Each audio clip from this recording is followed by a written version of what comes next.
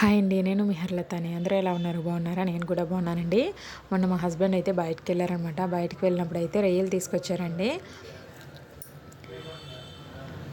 ఇక్కడేంటంటే ఈ మధ్యన ఎప్పుడూ అలా లేదనమాట. ఇప్పుడు అలా అమ్మేవారు కాదు. ఇప్పుడైతే ఇక్కడ మేము ఉంటున్న ఏరియాలోనే ఏంటంటే అప్పుడప్పుడు కేట్లతో తెచ్చి అమ్ముతున్నారండి సడన్‌గాన. ఎక్కువ మాల్ అది వస్తూ ఉంటదంట. అప్పుడు ఇలా తెచ్చి అమ్ముతారంట. కొద్దిగా రొయ్యలైతే చిన్న సైజు ఉన్నాయండి. మనం మామూలుగా బయట కొనుక్కుంటున్నప్పుడైతే రొయ్యలైతే పైన పొట్టంతా తీసేసి ఇస్తారు కదా! వీళ్ళైతే తీసేసి ఇవ్వరనమాట. కేజీల లెక్కన 2 కేజీలు, 3 కేజీలు ఇలాగా అమ్ముతారనమాట. వెంటనే బేగా కూడా అయిపోతాయి. తను చూసారు. చూస్తూనే బాగున్నాయి రొయ్యలు తీసుకురానా అంటే, సరే తీసుకురండి అని చెప్పారనమాట. ఇలా ఉన్నాయి, కొద్దిగా చిన్నగా ఉన్నాయి, పొట్టు తీరంట అని అన్నారు. సరే అయితే తీసుకురండి. నేనైతే యూట్యూబ్లో చూసి నేను తీయలేదండి. ఎప్పుడు కూడా పొట్టు తీయడం, రొయ్యల మీద పొట్టు తీయడం అయితే రాదనమాట. చేపలు అయితే చేస్తాను కానీ రొయ్యలు అయితే రావన్నమాట నాకు. సరే తెండి, యూట్యూబ్లో చూసి అయితే ట్రై చేస్తాను అని చెప్పానమాట. తెచ్చారు.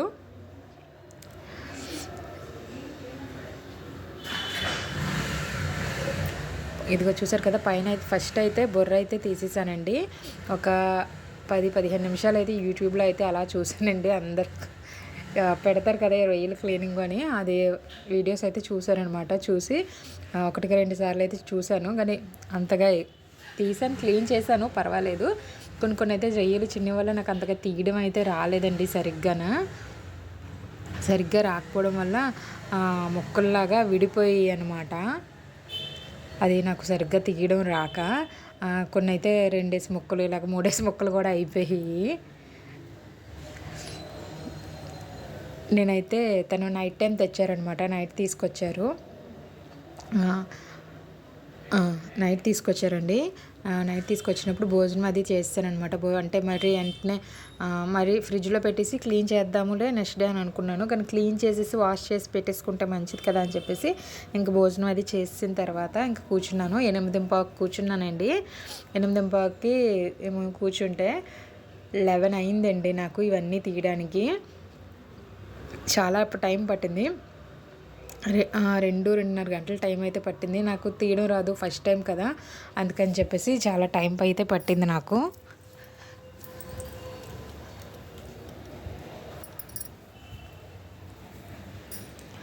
ఇక చూసారు కదా, ఆల్రెడీ సగం రొయ్యలు అయితే చేస్తాను. రొయ్యలు ఒలిచిన తర్వాత ఎప్పుడు కూడా అంత ఎక్కువగా కనిపించవు కదండి. పైన ఉన్న పొట్టే మనకి ఎక్కువగా వస్తుంది, తొక్క అంతా కూడా. చూసారా ఎన్ని రొయ్యలు అయితే తీసాను. పైన పొట్టు మాత్రం బోల్డ్ ఉంది. కానీ తీస్తున్నప్పుడు వెనకాతలు తోకల దగ్గర ఉన్నాయి కదండి, అవి అయితే తెగ గుచ్చుకుని అనమాట. పెయిన్ అయితే చాలా ఎక్కువగా వచ్చిందండి. ఎవరైనా ఇలా చిన్న రొయ్యలు చేసేటప్పుడు అయితే కొద్దిగా చూసుకోండి. వాటిని చూసారు, ఇదిగో మీసాలు అయితే రొయ్యలు అయితే చిన్న ఉన్నాయండి, కానీ వాటికి మీసాలు అయితే మనం చాలా పెద్దవి ఉన్నాయన్నమాట. ఇలా పట్టుకొని అవే చూపించారనమాట. ఫోటో కూడా తీశాను, థంబ్నెయిల్ పెట్టుకుందాం కదా అని చెప్పేసి. కానీ ఫోటో అంత నీట్గా రాలేదని చెప్పేసి ఇంకా అది తీయలేదు.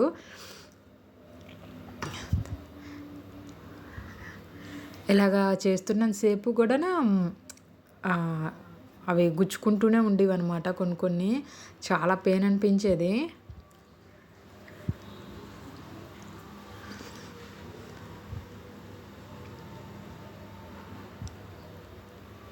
ఇదిగో చూసారా తొక్క ఎంత వచ్చిందో. అప్పుడే రొయ్యలు అయితే కొన్ని వచ్చినాయి. మనకి రొయ్యల కర్రీ అనేది అందుకే అంటారండి, రొయ్యలు అంటే చాలామందికి చాలా ఇష్టం కూడాను. కానీ కర్రీ ఏదైనా ఎక్కువ తింటేనే తిన్నట్టుగా ఉంటుంది, లేదంటే అసలు ఈ కర్రీ తిన్నట్టు కూడా అనిపించదు. రొయ్యల కర్రీ కూడా చేశానమాట. ఏ విధంగా చేశాననేది కూడా నేను మీకు నెక్స్ట్ వీడియోలో అయితే చూపిస్తానండి. ఈ వీడియోలో అయితే నీట్గా మంచిగా అంతా కూడా నీట్గా క్లీన్ చేసేసుకొని ఫ్రిడ్జ్లో స్టోర్ చేసుకొని నెక్స్ట్ డే అయితే దానికి నేను కర్రీ అయితే చేశాను. ఎక్కువ రొయ్యలు అనమాట. ఎక్కువ రొయ్యల వల్ల కొన్ని చేశాను. మళ్ళీ ఇంకొక 2 రోజులకి ఉంచుకుందాం కదా అని చెప్పేసి మళ్ళీ ఫ్రిడ్జ్లో స్టోర్ చేసుకున్నాను అనమాట. ఏ విధంగా స్టోర్ చేశాను అనేది కూడా నేను మీకు నెక్స్ట్ వీడియోలో అయితే చూపిస్తానండి.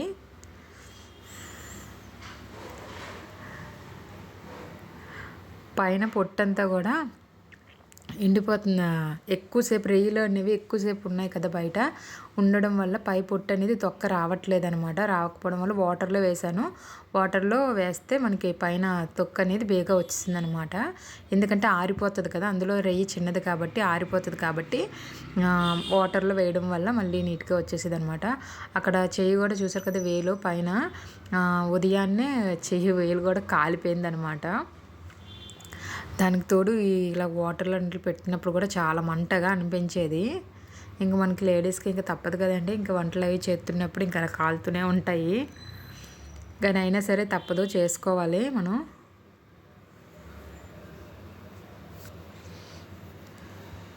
ఇప్పుడు ఎండింగ్కి అయితే వచ్చేయండి. ఇంకొద్దిగా ఇంకొన్ని రొయ్యలు ఉన్నాయనిగా చేసి టైము కోటర్లో 11 అయిందండి, 10:45 అయింది.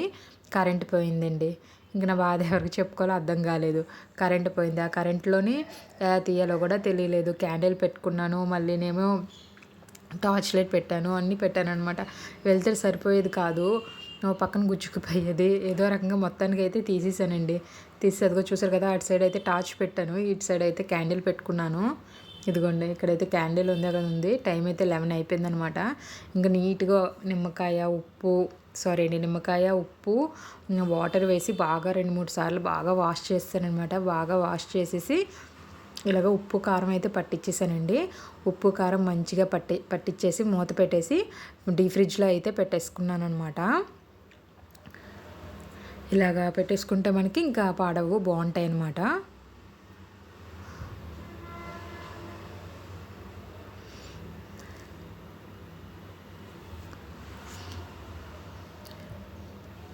ఇంకా ఇదైతే మనకి మండే అండి, మండే అనమాట. మండే మధ్యాహ్నం అండి, మధ్యాహ్నం ఆఫ్టర్నూన్ టైంలో అనమాట. అప్పటి వరకు అయితే వర్షం ఏం పడలేదండి. అప్పటి వరకు అయితే ఎండ అయితే కూడా చాలా ఎక్కువగా కాసిందనమాట. ఎంత అంటే కళ్ళు తెరుగు అంత, ఎందుకంటే బట్టలు కూడా ఎండ బాగా కాసింది కదా అని చెప్పేసి బట్టలు అయితే ఉతికాను అనమాట. బట్టలు ఉతికి పక్కన సందులో ఆరబెట్టుకుందాం కదా అనుకున్నాను, కానీ ఎండ ఎక్కువ ఉంది కదా అండి, డాబా మీద అయితే బట్టలు వేసాను కానీ అది సడన్గా ఒకేసారి పడిపోయిందండి. అన్నీ కూడా తడిచిపోయాయి అనమాట.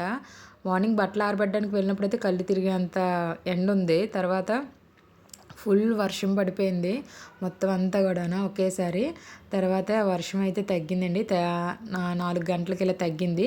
కానీ మళ్ళీ ఫుల్ మబ్బు అయితే పట్టింది. ఇదిగో చూసారు కదా, వ్యూ అయితే చాలా బాగుంది. మీకు చూపిద్దాం కదా అని చెప్పేసి వీడియో అయితే తీశానమాట. చూసారా? ఇంకా తర్వాత మొక్కలకైతే వీడియో అయితే తీశారనమాట. మొక్కలను అయితే చూడలేదు. వంకాయలు వచ్చినాయి అనమాట చెట్లకి. ఇదిగో చూసారు కదా, చిన్న బుడ్డి వంకాయలు వచ్చినాయి అనమాట, పెరుగుతున్నాయి. అలాగే బీరకాయ పాదుకి అయితే బీరకాయ కూడా ఒకటి చిన్నదైతే వచ్చిందండి. మిరప చెట్టు ఉంది కదా, మిరప చెట్టుకి అయితే పువ్వులు అయితే ఎక్కువ వస్తున్నాయి అనమాట. ఇంకా కాయాలి అయితే కాయాలి. కొద్దిసేపు అయితే డాబా మీద అలాగా కూర్చొని షూట్ చేసుకున్నాను అనమాట. ఇంక ఇదైతే పొనగంటాకు తెలిసిందే కదా, అదంచక్క కొద్దిగున్నా చాలండి. పొనగంటాకు అనేది నాటితే మొత్తం అంతా కూడా వచ్చేస్తుంది. ఇది అనబోపాదండి, దీనికైతే తాడు కట్టాలన్నమాట. ఇంకా చూసారు కదా, మొన్న తెల్ల వంకాయ ఒకటి కోసాను కదండి, ఆ చెట్టేనమాట. ఇంకా స్ప్రెడ్ అయిందనమాట. ఇంకా కాయలు అయితే చిన్నవి వస్తున్నాయి. ఇదిగో బీరకాయ అని చెప్పాను కదా, అదే అనమాట. అయితే చిన్న కాయలు ఉన్నాయి చూసారు కదా. ఇంకా ఇట్లని ఇలాగ షూట్ చేసిన తర్వాత ఇంక మళ్ళీ అటువైపు అయితే వెళ్ళాను అనమాట. వెళ్తే అక్కడ రామచిలుకలు అయితే వచ్చాయండి, ఎగురుతున్నాయి అనమాట. చాలా బాగున్నాయి. ఒక చెట్టు మీద అయితే వాలాయి. వీడియో తీసాను కానీ కొంచెం దూరంగా అయిపోయింది అనమాట. కెమెరా అయితే అంత లాంగ్ అయితే నాది తీసుకోదు కాబట్టి కొద్దిగా జూమ్ చేశాను. అయినా లైట్గా కనిపిస్తాయి చూడండి కావాలనంటే. ఇదిగో చెట్టు మీద ఉన్నాయి గ్రీన్ కలర్లో, ఇదిగో చూసారు కదా, అవే అనమాట రామచిలుకలు అండి. ఇక్కడికి రామచిలుకలు కూడా వస్తూ ఉంటాయి అనమాట. ఎందుకంటే ఇక్కడ చెప్పాను కదా, చెరువు అది ఉన్నాయని, ప్లేస్ అది ఎక్కువగా ఉంటుంది అనమాట. అందుకని రామచిలుకలు అవి చాలా పక్షులు అయితే వస్తాయండి. భలే ఉంటుంది మార్నింగ్ టైంలోని, ఈవినింగ్ టైంలోని. నా వీడియో మీకు నచ్చిందా అండి? నచ్చితే లైక్ చేయడం, అలాగే సబ్స్క్రైబ్ చేసుకోవడం మాత్రం మర్చిపోకండి.